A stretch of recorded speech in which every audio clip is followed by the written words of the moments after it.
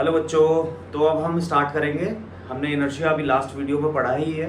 तो बच्चों अब हम इनर्शिया का एक लास्ट वाला इनर्शिया ऑफ डायरेक्शन को थोड़ा सा और समझेंगे और फिर हम आगे बढ़ जाएंगे। ठीक है, तो बच्चों आप देखो, इनर्शिया ऑफ डायरेक्शन में अभी आपको सिखा ही रहा था इससे पिछली वाली वीडियो में, इनर्शिया ऑफ डायरेक्शन।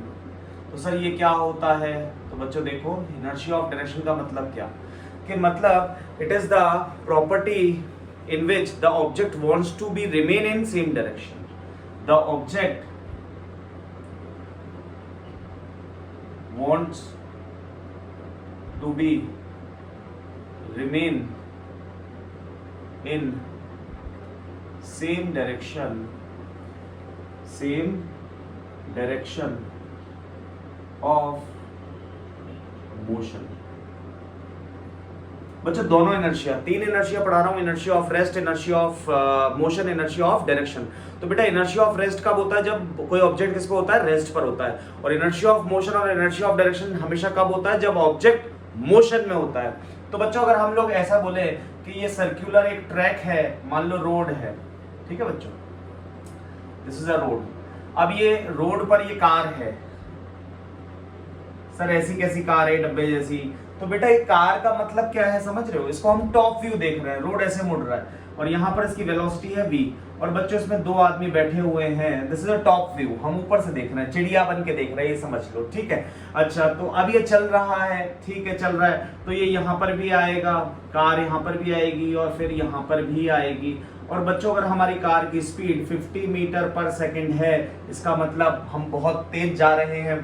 तो होगा क्या बच्चों, जैसे ये कार टर्न इधर लेगी और इसमें अंदर बैठे वाले जो दोनों पर्सन हैं वो फोर्स को एक्सपीरियंस करेंगे बाहर की तरफ। सर ऐसा क्यों हुआ? बेटा फिजिक्स में इसको सेंट्रीफ्यूगल फोर्स बोलते हैं, बट क्योंकि अभी आप 9th क्लास में हो तो इतना डीप में पढ़ने की जरूरत नहीं पड़ती।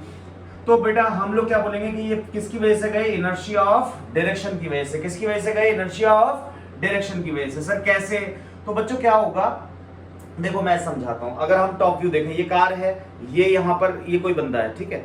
अब कार ऐसे सीधे चल रही है तो ये सीधा चल रहा है, कार इधर मुड़ गई, मान लो तुम्हारी तरफ, मोबाइल की तरफ, यू करके मुड़ गई, तो इसका लोअर बॉडी तो कार के कांटेक्ट में, तो लोअर बॉडी तो इधर मुड़ जाएगी, but upper body wants to be, देखो ऐसे ऐसे टर्न लिया तो ये मतलब अपर बॉडी तो उधर ही जाना चाहती है सीधे, क्योंकि कार पहले सीधे आ रही थी, तो अपर बॉडी तो सीधा जाना चाहती है, बट इधर टर्न हो गया। तो अब आपको समझ में आया कि हम जब कार को यूं मोड़ते हैं तो हम इस तरफ जाते हैं, कार को अगर इधर मोड़ेंगे तो हम बेटा किस तरफ जाएंगे? इस तरफ। तो वो किसकी वजह से जाते हैं? इनर्शिया ऑफ डायरेक्शन की वजह से। तो ये टॉप व्यू से हमने समझा। अब हम इससे बहुत सारे एग्जाम्पल भी और समझ सकते हैं। जैसे बच्चों अगर ये साइकिल का टायर है और मान लो कि साइकिल ऐसे घूम रही है with a very high velocity, मान लो टायर घूम रहा है और यहाँ पर कीचड़ है, तो बच्चों ये मड जो ऐसे चिपक जाएगा और ये ऐसे जाएगा टेंजेंशियली। क्यों जाता है? क्योंकि बेटा सर्कुलर मोशन में अगर मुझे इस पॉइंट पर डायरेक्शन ऑफ वेलोसिटी बतानी है, मान लो सर्कुलर मोशन ऐसा हो रहा है, ये टायर ऐसे घूम रहा है, तो मुझे इस पॉइंट पर डायरेक्शन ऑफ वेलोसिटी बतानी है, तो कैसे बताते हैं? By drawing the tangent. बेटा टेंजेंट मतलब tangent is a line which touches the circle on a single point। तो बच्चों सर्कुलर मोशन में अगर डायरेक्शन ऑफ वेलोसिटी बतानी हो तो हम किससे बताते हैं बच्चों? टेंजेंट से। किससे बताते हैं बच्चों? टेंजेंट से। सर इस पॉइंट पे डायरेक्शन ऑफ वेलोसिटी किधर होगी? Draw a tangent and you get the direction of velocity. तो बच्चे यहाँ पर जो कीचड़ था यहाँ चिपका, अब उस पर डायरेक्शन ऑफ वेलोसिटी इधर है, तो बेटा ये इस डायरेक्शन में ही जाएगा, ये मड उछलता हुआ, और ग्रेविटी की वजह से फिर नीचे गिर जाएगा। तो असली में ये डायरेक्शन में ऐसा क्यों गया? क्योंकि इधर ये इसकी डायरेक्शन किसकी वजह से गया बेटा? इनर्शिया ऑफ डायरेक्शन की वजह से। तो इसलिए कीचड़ बच्चों ऐसे आता है जब गाड़ी चलती है, तो टायर अगर ऐसे घूम रहा है तो कीचड़ ऐसे आता है टेंजेंशियली। सर टेंजेंशियली क्यों गया? Because of the direction of velocity, क्योंकि वेलोसिटी की डायरेक्शन टेंजेंट के अलोंग है। समझ में आ रही? सर्कुलर मोशन में डायरेक्शन ऑफ वेलोसिटी अगर निकालनी हो तो हम कैसे निकालेंगे बच्चों? टेंजेंट से। वेरी गुड, मेरा डस्टर नीचे गिर गया है, डस्टर तो आप देखो, नेक्स्ट इज बच्चों, आप मुझे बताओ कि मोमेंटम कैसी क्वांटिटी, मोमेंटम मैंने अभी आपको पढ़ाया नहीं है, तो बच्चों अब हम उस पे आ रहे हैं, बट उससे पहले हम सेकंड लॉ समझेंगे। ठीक है, देखो तो बेटा सेकंड लॉ, फर्स्ट लॉ, तो first law of motion, first law of motion बेटा इसको क्या बोलते हैं? लॉ ऑफ इनर्शिया भी बोलते हैं, लॉ ऑफ इनर्शिया भी बोलते हैं। क्या इनर्शिया तुम्हें समझ में आ गया? हाँ सर। इनर्शिया कितनी तरह का? 3 तरह का। कौन कौन सा? Inertia of rest, inertia of motion, inertia of direction. मेरे साथ साथ वहां पे बोला करो बच्चों। जहां पर भी आप बैठ के पढ़ रहे हो वहां पर आपने हेडफोन लगा रखे हैं, आपकी कॉपी आपके सामने होना चाहिए और आप बोलने चाहिए। इससे आपका इंटरेस्ट क्रिएट होगा और जो चीज मैं समझाना चाह रहा हूं वो चीज आपकी समझ में अच्छे से आएगी। देखो फर्स्ट लॉ क्या कहता है? फर्स्ट लॉ कहता है a body is in rest और in motion wants to be remain in same condition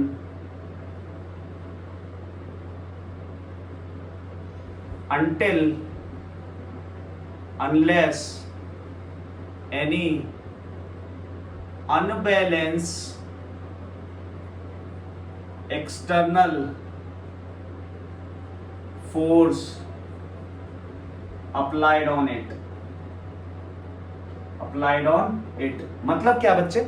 मतलब ये है कि कोई बॉडी जब तक, जैसे मान लो ये मार्कर है, ये रुका, ये रखा हुआ मेरे हाथ पर, तो ये कब तक रखा रहेगा? जब तक मैं इस पर बाहर से फोर्स ना लगाऊं। और फोर्स भी कैसा? अनबैलेंस। क्यों सर? क्योंकि बैलेंस फोर्स कभी भी मोशन क्रिएट नहीं कर सकता। सर कैसे? एक बार एग्जांपल समझाओ। तो देख बेटा, इस मार्कर को मैं अगर इधर से खींचूं और इधर से भी खींचूं और फोर्स दोनों बराबर रखूं तो ये मार्कर किधर जाएगा बेटा? सर किधर भी नहीं जाएगा। क्या मतलब हुआ? क्योंकि बेटा इधर भी अगर 10 न्यूटन का फोर्स लगा रहा हूं, इधर भी 10 न्यूटन का फोर्स लगा रहा हूं, तो फोर्स कैसा है? बैलेंस्ड। यानी एफ नेट क्या है? बैलेंस्ड। एफ नेट के बारे में मैंने इससे पहले वाली वीडियो में समझाया है, तो आप उसमें देख लें। तो बेटा अनबैलेंस फोर्स जरूरी है। अनबैलेंस और कैसा होना चाहिए? बाहर से। सर ये बाहर वाला क्या मतलब है? मतलब बाहर से कोई भी ऑब्जेक्ट लगाए या कोई भी मशीन लगाए या कोई भी बॉडी लगाए तो बाहर से लगाया हुआ फोर्स। ठीक है, अब हम समझते हैं इसको। तो this is known as inertia, law of inertia और फर्स्ट लॉ ऑफ मोशन। ठीक है बच्चों, इसके बहुत सारे एप्लीकेशंस हैं, तो मैंने आपको बताए हैं एप्लीकेशन। आपने इससे पहले वाला जब इनर्शिया देखा होगा तो आपको समझ में आया होगा। तो बच्चों इसको ऐसे समझ लेते हैं कि मान लो कि ये एक बॉल है और वो रेस्ट पर रखी है, या रेस्ट पर रखने का मतलब उसकी वेलोसिटी 0 है। तो बच्चे अगर मुझे इस बॉल को चलाना है, मान लो इधर, तो मुझे क्या चाहिए? फोर्स चाहिए। कैसा फोर्स? Unbalanced external force. अच्छा, मान ले अगर कोई बॉडी रखी चल रही थी, ये रेस्ट पर थी, तो हमें चलाने के लिए क्या चाहिए? Force required. Force required. कौन सा फोर्स? Unbalance force. अच्छा, मान ले कि ये बॉल, एक और बॉल है, ये चल रही थी विद वेलोसिटी v और मुझे इसको रोकना है, तो मुझे क्या चाहिए बच्चे? फोर्स चाहिए, यानी इसमें फोर्स चाहिए। ठीक है, ये भी समझ में आ गया। ठीक है सर, यहाँ तक की बात क्लियर हो गई। तो बच्चे अगर कोई चीज रुकी है तो वो रुकी रहना चाहती है, कोई चीज चल रही है तो वो चलती रहना चाहती है। कब तक? जब तक उस पर बाहर से कोई अनबैलेंस एक्सटर्नल फोर्स अप्लाई ना हो। Very good. तो this is known as first law of motion. Sir first law के एग्जांपल मैंने आपको बता दिए बहुत सारे। अब हम बात करेंगे बच्चों सेकंड लॉ के लिए। तो मैं डस्टर लेने जा रहा हूं, ये आ गया हमारा डस्टर। अब देख, अब आएगा मुझा। सर कैसे? कि अब हमें फिजिक्स समझ में आएगी। अब हम करेंगे बेटा सेकंड लॉ ऑफ मोशन। किस पे बात करेंगे? सेकंड लॉ ऑफ मोशन पे। तो मैं यहां लिख रहा हूं, it is a second law of motion. Second law of motion. बच्चों इसको हम मोमेंटम से रिलेट करके पढ़ते हैं। किससे? मोमेंटम। सर ये क्या होता है? इसको लॉ ऑफ मोमेंटम भी बोला जाता है। क्या बोला जाता है? Law of momentum. सर ये मोमेंटम क्या होता है? बच्चों सेकेंड लॉ को मैं बाद में समझाऊंगा, पहले मैं आपको डॉक्टरी कराता हूं किस पर? मोमेंटम पर। समझो। तो बच्चों मोमेंटम क्या होता है सर? तो मैं बताता हूं आपको। बेटा मोमेंटम जो है वो वेक्टर क्वांटिटी है। कैसी क्वांटिटी है बच्चों? वेक्टर। तो इसको लिखा कैसे? इसको रिप्रेजेंट किससे किया जाता है? By a letter P. P के ऊपर अगर एरो लगा दें तो इस एरो को बोलते हैं वेक्टर। बेटा वेक्टर क्वांटिटी को अगर हमें लिखना हो और वो वेक्टर हो तो हम उसके ऊपर एरो लगाकर लिख सकते हैं। इससे हमें पता चल जाता है कि पी कैसी क्वांटिटी है? वेक्टर। अगर मैं ऐसे लिख देता तो इसका मतलब होता है स्केलर। स्केलर मतलब जिसके पास डायरेक्शन नहीं होती। वेक्टर मतलब जिसके पास मैग्नीट्यूड भी होता है और डायरेक्शन भी होती है। मैग्नीट्यूड क्या होता है? मैंने आपको समझाया था, मैग्नीट्यूड होती है any numerical value assign to a quantity. मेरे पीछे वाले वीडियो में एकदम क्लियर समझाया हुआ है। वेक्टर क्वांटिटी तो सर अगर वेक्टर है तो इसकी डायरेक्शन भी होगी, तो डायरेक्शन किधर होती है, तो the direction of momentum is always taken in the direction of velocity. बेटा मोमेंटम की डायरेक्शन हमेशा किधर लेते हैं, इन the direction of velocity. Sir कैसे, मेरे को समझ में नहीं आया। देख बेटा, अगर ये मार्कर ऐसे जा रहा है तो इस मार्कर का मास भी और वेलोसिटी किस डायरेक्शन में, इस डायरेक्शन में, तो मोमेंटम भी किस डायरेक्शन में आएगा, इस डायरेक्शन में। अगर ये मार्कर ऐसे जा रहा है तो मोमेंटम किस डायरेक्शन में आएगा, ऊपर की तरफ। तो सर मोमेंटम की डायरेक्शन हमेशा क्या वेलोसिटी की डायरेक्शन में लेते हैं? हाँ। अच्छा, अब आगे समझ। सर इसका फॉर्मूला क्या होता है, तो फॉर्मूला होता है बेटा P is equal to m into v. Sir m क्या है, m है बच्चे मास। सर v क्या है, v है बच्चे वेलोसिटी। अच्छा, तो अब बच्चे ध्यान सुनो, इसकी ऐसा यूनिट बताओ सर। तो बच्चों ऐसा यूनिट से कभी घबराने की जरूरत नहीं है। क्या, देख मास की यूनिट होती है केजी और वेलोसिटी की होती है बेटा मीटर पर सेकेंड। तो इसकी यूनिट क्या हो गई मोमेंटम की, KG metre per second. Sir CGS unit भी होती है क्या? हाँ बेटा। सर वो क्या होती है, देख सीजीएस मतलब सेंटीमीटर, जी का मतलब ग्राम और एस का मतलब सेकेंड। सर ये क्या होती है, तो ये होती है बेटा केजी को ग्राम में कैसे लिखेंगे, ग्राम, सेंटीमीटर में कैसे लिखेंगे, मीटर को सेंटीमीटर, और सेकेंड को सेकेंड लिखेंगे। बच्चे time is the only parameter which is same in all the systems of units. Sir और भी होते हैं क्या? हाँ बेटा बहुत सारे होते हैं, एमकेएस होता है, एफपीएस होता है, बट हमें अभी ये दो आ जाएं तो हमारा नुकसान नहीं है, ठीक है। तो this is the CGS system, this is the SI system, ठीक है बच्चों। अब now we are going to define the momentum, define the momentum. तो बेटा मोमेंटम को हम डिफाइन करेंगे, सर कैसे करते हैं, तो देखें, लिखेंगे the quantity of motion is known as momentum. The quantity of motion, sir क्या हम इसको ऐसे भी लिख सकते थे? तो हाँ बेटा ऐसे भी लिख सकते हैं, the product of mass to its velocity is called momentum, is called momentum. Momentum को किससे दिखाते हैं? पी से। मोमेंटम कैसी क्वांटिटी? वेक्टर। मोमेंटम की ऐसा यूनिट क्या? KG metre per second. Momentum की सीजीएस यूनिट क्या? ग्राम सेंटीमीटर पर सेकंड। सर मोमेंटम की डायरेक्शन किधर लेते हैं? इन the direction of velocity. Very good. तो बच्चों यहां तक हमने लिख लिया होगा, जल्दी से इसको कॉपी करें। मेरा बोर्ड थोड़ा छोटा है तो हमें मुझे बार बार मिटाना पड़ता है बच्चों, बट कोई प्रॉब्लम नहीं, आप पढ़ते रहो। नेक्स्ट इज, सर हमें मोमेंटम समझ में आने लगा, ठीक है बेटा। सर अब इसमें थोड़ा सा और बताओ, तो बताता हूं बेटा। देख यहां तक एक बार स्क्रीनशॉट ले लो, ले लिया, ठीक है। अब देख बेटा, अगर ये एक बुलेट है, क्या है? बुलेट। सर बुलेट मतलब क्या? अरे बुलेट मतलब गोली। सर कौन सी गोली? जो हम देते हैं अपने टीचर्स को? अरे नहीं, बुलेट गोली बंदूक वाली। इसका ग्राम है, इसका मास है मान ले 10 ग्राम, और ये जा रही है with the velocity of 700 metre per second की रफ्तार से।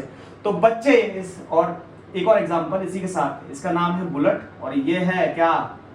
ईंट।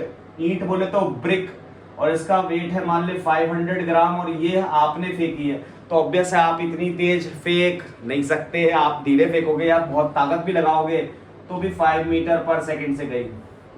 तो अब मैंने आपसे पूछा कि किसका मोमेंटम ज्यादा है, बता, बुलेट का ज्यादा कि ब्रिक का ज्यादा? तो बच्चे इसको हम कैलकुलेट करके आंसर दे देंगे, क्योंकि हम ऐसे भी दे सकते हैं, बट हम लोग कैलकुलेशन से देखते हैं क्या आता है। तो बेटा momentum of bullet, momentum of bullet कितना आएगा बच्चे? सर ये तो बहुत सिंपल है, P बराबर mv। तो मास कितना दे रखा है सर? 10 ग्राम, और वेलोसिटी कितनी दे रखी है? 700। तो सर आंसर आ गया 7000। गलत है ये।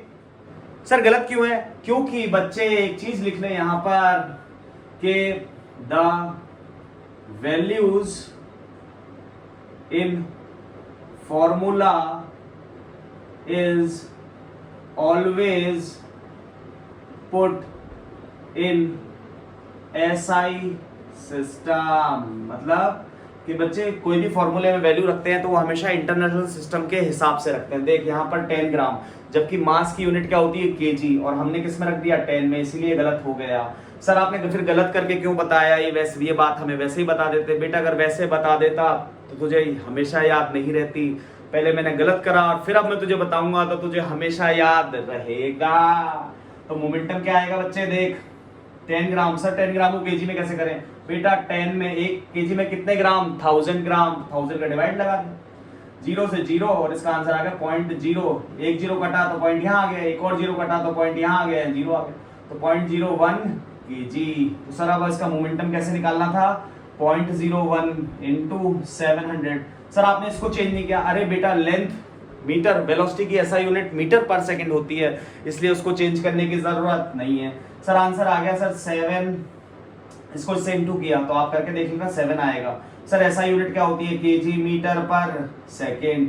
केजी मतलब सर यूनिट लिखना जरूरी है क्या, हाँ। अगर आप एग्जाम में यूनिट नहीं लिखते हो तो आपका हाफ मार्क्स 1 मार्क्स टीचर काट सकता है, तो आप ऐसा काम नहीं करेंगे। अच्छा सर इसका मोमेंटम बताओ, तो देख मोमेंटम शॉर्ट में लिख दिया मॉम, शॉर्ट में लिख दिया मॉम, है ना। तो momentum of brick, sir brick मतलब अरे ईंट, तो इसका ये भी ग्राम किसमें, ग्राम में दे रखा ना बच्चों 500, तो इसको भी चेंज करना पड़ेगा। तो सर ये कितना हो जाएगा 0.5। सर कैसे आया, डिवाइड बाई 1000 इनटू वेलोसिटी कितनी है बेटा 5, तो आंसर आ गया तेरा 2.5। तो बता दे बच्चे किसका मोमेंटम ज्यादा, सर बुलेट का ज्यादा। तो यानी मोमेंटम ऐसा नहीं है कि बच्चे भारी चीज का ही हमेशा ज्यादा होगा, ये दो चीजों पे डिपेंड करता है। मोमेंटम कितनी चीजों पे डिपेंड करता है, मास पर और वेलोसिटी पर। अगर किसी का मास ज्यादा है और वेलोसिटी कम है, देख इसका मास ज्यादा था वेलोसिटी कम थी, बट इसका मास कम है वेलोसिटी ज्यादा है, तो बेटा मोमेंटम इसका ज्यादा निकला कैलकुलेशन से भी। तो बच्चे इसका मतलब ये समझे कि momentum depends on 2 factor, mass and velocity. Very good बच्चों, इसको कॉपी कर लो, ये छोटा सा एग्जांपल था, अभी हम और पढ़ने वाले हैं और सीखने वाले हैं। जल्दी से कर ले कॉपी, 1 2 3। ओके मैं मिटाने जा रहा हूं, यस। तो देखो, तो मोमेंटम तुम्हें समझ में आने लगा कि सर मोमेंटम होता क्या है। मोमेंटम बेटा क्या होता है, वेक्टर के स्केलर। नीचे मत देखो कॉपी में, जल्दी बताओ sir. Vector direction of momentum बता दे सर। डायरेक्शन ऑफ मोमेंटम होती है डायरेक्शन ऑफ वेलोसिटी में। सर वेलोसिटी अगर ऊपर है तो मोमेंटम किधर होगा उस ऑब्जेक्ट का, ऊपर। हाँ ना बोलो बच्चों, हाँ ना बोलने का मतलब आप वहां पे रेस्पॉन्सिबल रेस्पॉन्स देते रहो, ताकि आपको भी समझ में आता रहे और मुझे भी मजा आता रहे। नेक्स्ट देखो, अच्छा तो न्यूटन्स फर्स्ट लॉ हमने पढ़ा, अब हम जाएंगे बेटा सेकंड लॉ पे। तो सेकंड लॉ पे हमने पहले सेकंड लॉ के लिए हमें चाहिए था मोमेंटम। मोमेंटम को हमने अच्छे से समझा। तो बेटा मोमेंटम किसका ज्यादा होता है, एक हल्की चीज एक भारी चीज। भाई एक तो ढक्कन, ये देखो ढक्कन, और एक पूरा मार्कर। बता मोमेंटम किसका ज्यादा, सर दोनों का 0। क्यों, क्योंकि इनकी दोनों की वेलोसिटी क्या है 0। अच्छा सर अब मैं इनको ले जा रहा हूं, देख ढक्कन को तो ऐसे ले जा रहा हूं और उसको तेज ले जा रहा हूं, बता मोमेंटम किसका ज्यादा, सर इसका मास भी ज्यादा था और वेलोसिटी भी ज्यादा थी। सर इसकी तो धीरे धीरे ले जा रहे थे तो इसका मोमेंटम कम था। अब उल्टा कर ले, मास को तो बहुत धीरे ले जा रहा हूं और ये तो किसका ज्यादा, इसका ज्यादा आएगा। क्यों, क्योंकि इसका मास कम है बट उसकी वेलोसिटी बहुत ज्यादा है as compared to this. Sir ये कैसे पता चलेगा, अभी अभी जो मैंने एग्जांपल करके बताया उससे समझ में आ गया होगा। Very good.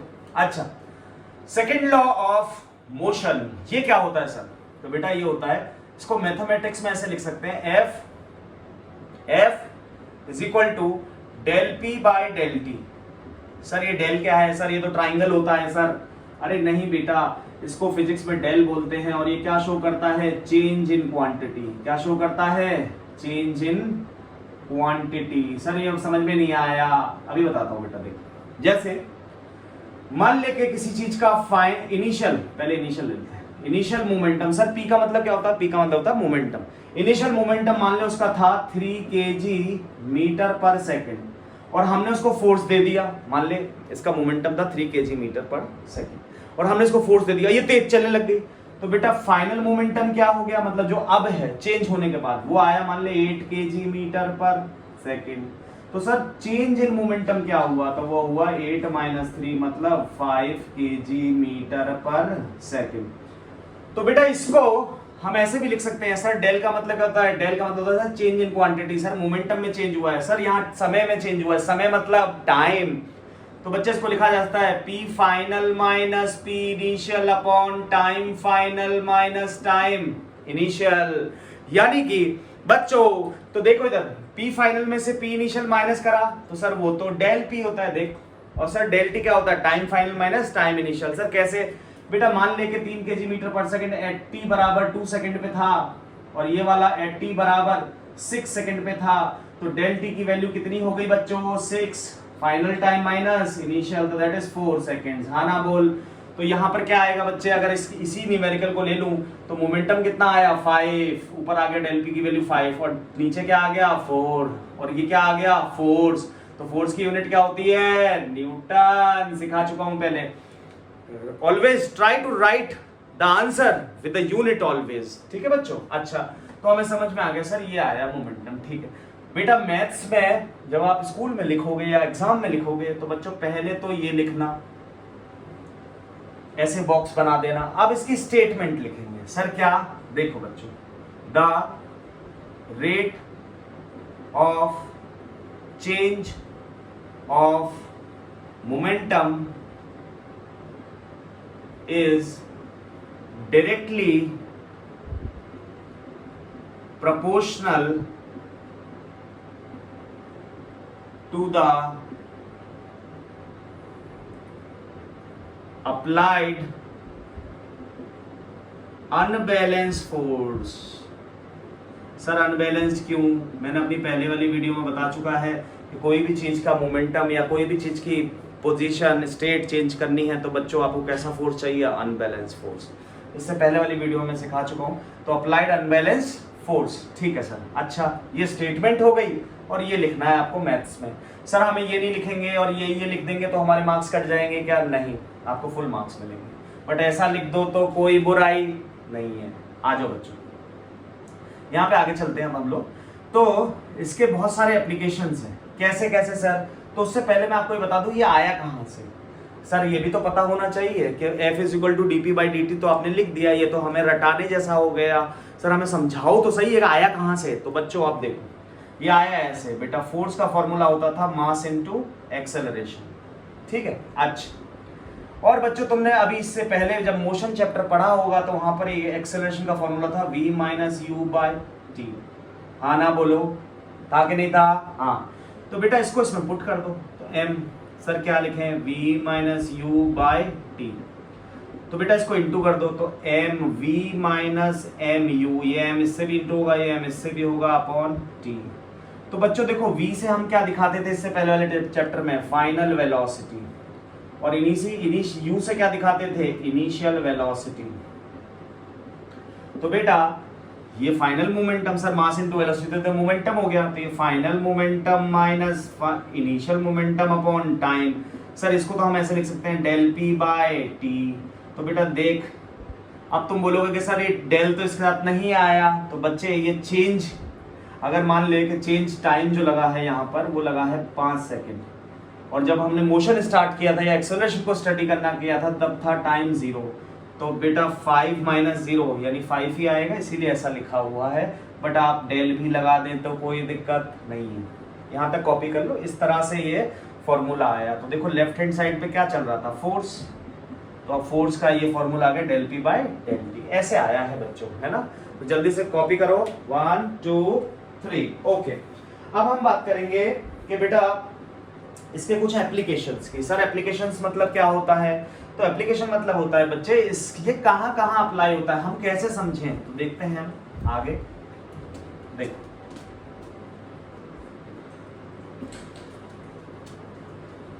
हाँ, तो जब तक बैठो मत, मुझे बताओ पहले कि मोमेंटम कैसी क्वांटिटी है बच्चों। सर स्केलर, अरे नहीं वेक्टर। सर यूनिट क्या होती है मोमेंटम की, बेटा बता दे जल्दी से, नीचे मत देखो नोट्स में। Sir kg metre per second. Sir हमें देखना ही पड़ता है, अभी हम पहली बार पढ़ रहे हैं, कोई बात नहीं, बट आप मेरे साथ साथ रिवाइज भी करते रहा करो, ठीक है बच्चों। अब देखो नेक्स्ट, तो अब हम बात करेंगे न्यूटन सेकंड लॉ के एप्लीकेशंस की। सर कैसे कैसे, तो देख बेटा पहला एप्लीकेशन, सर ये एप्लीकेशन क्या होता है? बेटा एप्लीकेशन का मतलब होता है कि लॉ कहाँ अप्लाई हो रहा है, उसको एप्लीकेशन बोलते हैं। मतलब लॉ जो है, जो हमने सेकेंड लॉ ऑफ मोशन पढ़ा है, वो हमारी रेगुलर जिंदगी में कहाँ अप्लाई होता है, तो उसकी स्टडी को हम बच्चे क्या बोलते हैं? एप्लीकेशन। ठीक है, अच्छा देख, ठीक है सर, तो एग्जाम्पल लेते हैं। ठीक है बच्चे, आप देखना, तेरे को समझ में आएगा धीरे धीरे, सब चीज समझ में आएगी, क्लियर बैठेगी। ठीक है, देख तो सर पहला एग्जाम्पल ले लेते हैं हम। ठीक है बेटा, देख फोर्स जो था वो क्या था? The change in momentum upon change in time. अब बच्चे एक बार बता, देखना ध्यान से, ये चेंज इन टाइम है। अच्छा देख, अब ये एक बुलेट है, इसे समझने की कोशिश करो बच्चों, थोड़ा सा टफ है बट तुम्हारी समझ में आ जाएगा अगर इसमें समझने की कोशिश करोगे तो। इसका मास है 10 ग्राम और इसकी वेलोसिटी है 700 मीटर पर सेकंड। अब यहाँ पर दो तरह के केस हैं, ये दोनों सेम आइडेंटिकल बुलेट्स हैं। आइडेंटिकल का मतलब सर, आइडेंटिकल का मतलब होता है वेट भी सेम और वेलोसिटी भी सेम है दोनों की। ठीक है बेटा, दोनों बुलेट है और इधर जा रही है। ठीक है, एक तो क्या हुआ, एक तो ये कोई पर्सन था, ये उसके लगी, तो बच्चे मोमेंटम कितना था इसका? बहुत ज्यादा था, क्योंकि 700 इससे इंटू कर, इसका मोमेंटम कितना आया? सर अब गलती नहीं करेंगे, अब इसमें हम ऐसा यूनिट में रखेंगे तो 0.01 इंटू 700, तो कितना आया बेटा? 7। और इसका कितना आया बच्चे? वही, अभी तो सर सेम आ रहा है। ठीक है बेटा, 7, तो यानी दोनों का मोमेंटम क्या था? बराबर था। अच्छा, अब दो केस हुए, यहाँ पर भी एक बंदा था। सर एक ही बंदा था क्या? नहीं, इसके तो गोली लग गई, ये तो गया, अब दूसरा था ये। तो देख इसने क्या करा, ये रेस्ट पर था, तो इसने सारा का सारा इतना मोमेंटम बहुत जल्दी जीरो कर दिया, तो मतलब इसकी बॉडी पर फोर्स बहुत ज्यादा पड़ा होगा, क्योंकि force directly proportional change in momentum.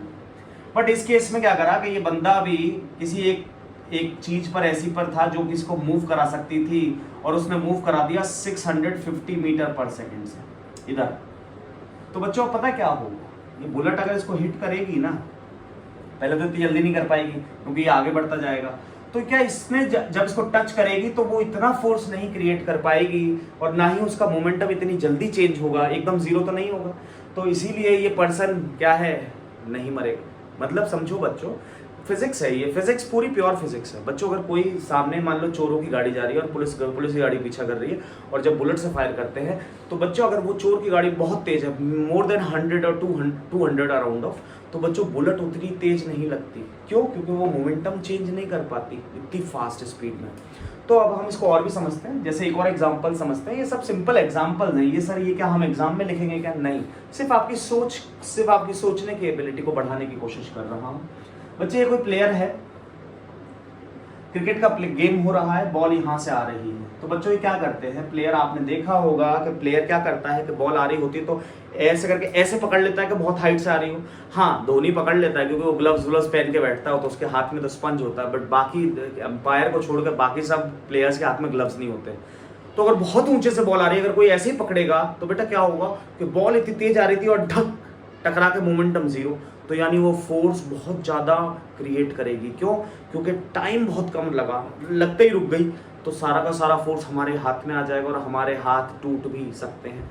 अब अगर हम ऐसे करें कि बॉल जैसे ही कांटेक्ट में आए और फिर ये अपने हाथों को पीछे लाता जाए, मतलब इस तरह से, जैसे बॉल आ गई हाथ में, अब ऐसे ये बॉल के साथ, तो बच्चों क्या हुआ कि हमने वो इतना टाइम लगा दिया, टाइम को लगा दिया तो फोर्स कम हो गया।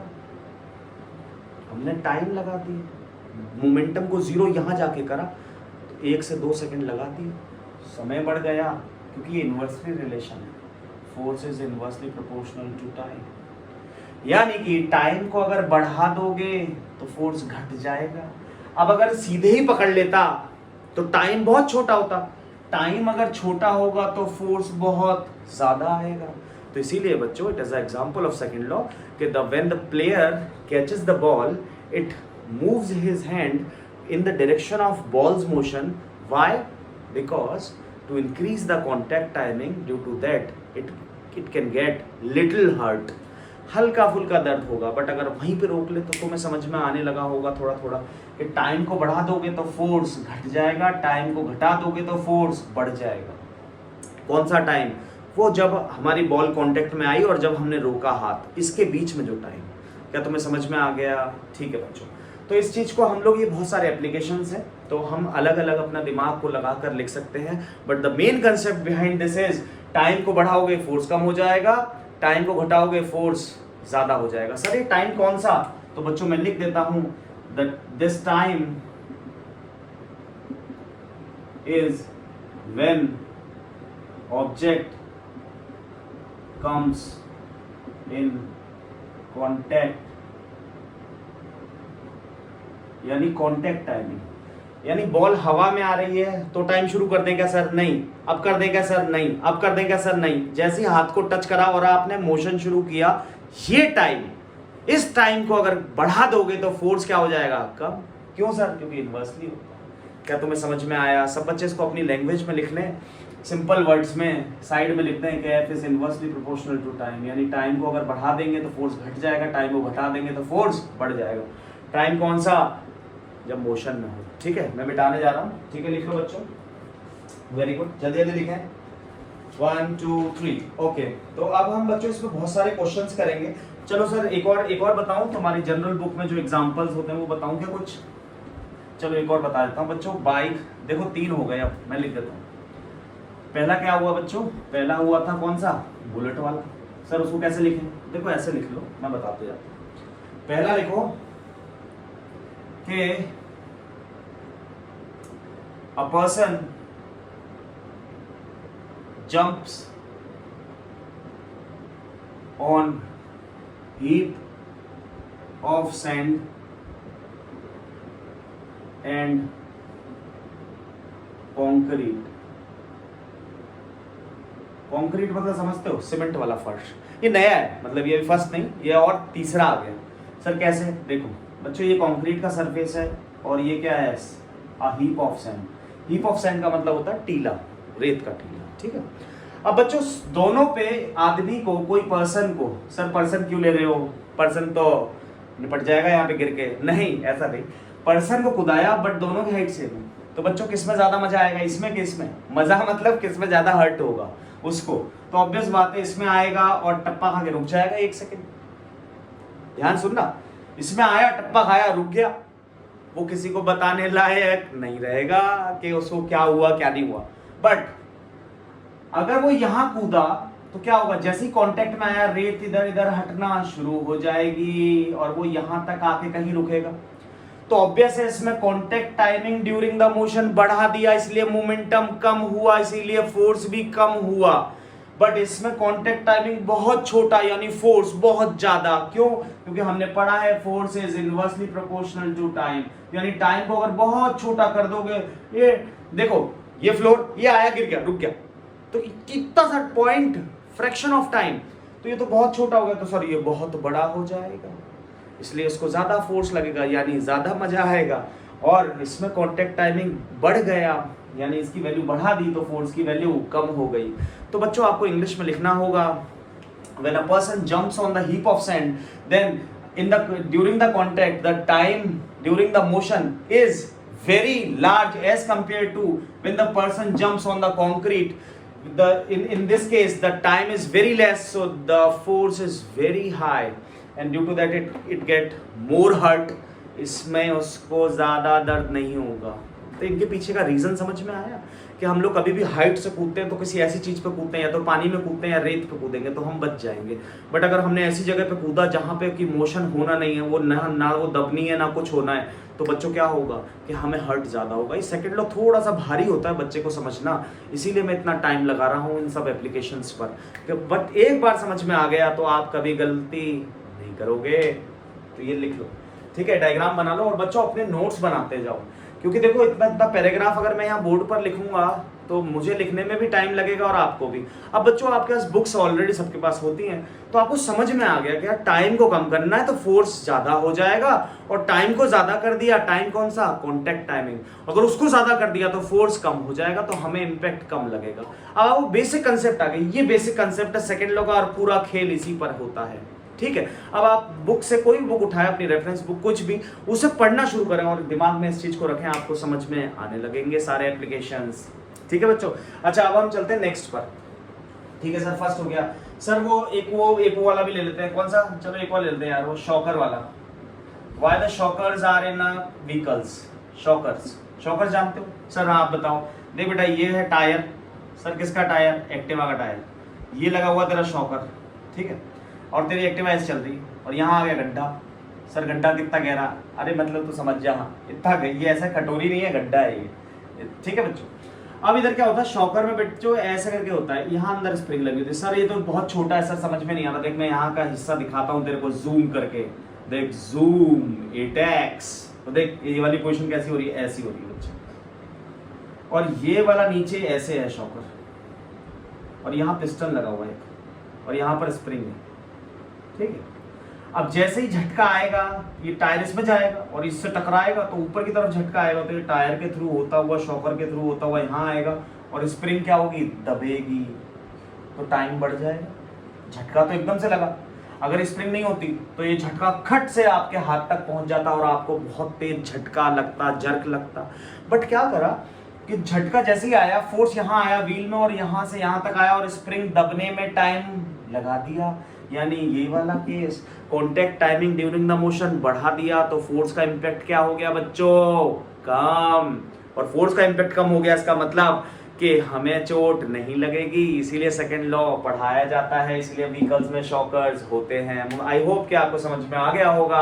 अब लैंग्वेज के लिए आप टेंशन ना करें, हो सकता है होगा कि मैं आपको नोट्स भी दूंगा, नोट्स भी प्रोवाइड कराऊंगा।